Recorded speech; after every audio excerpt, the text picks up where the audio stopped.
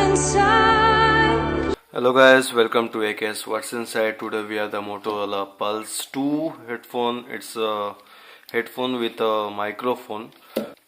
So now I'm going to check what's inside these headphones.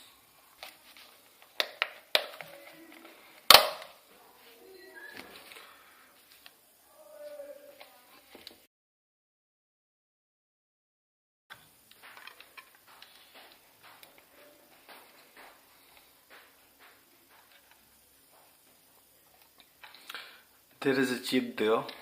Okay, this is the input where we put our cable, and this is the driver.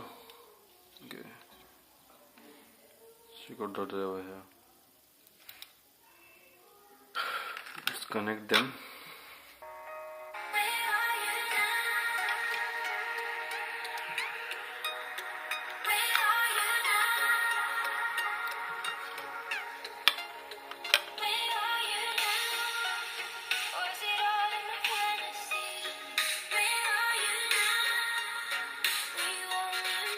So guys, this is what's inside of the Motorola Pulse 2. Hope you guys have liked my video. If you like my video, you can like it, share it or comment it. Thank you guys for watching my videos.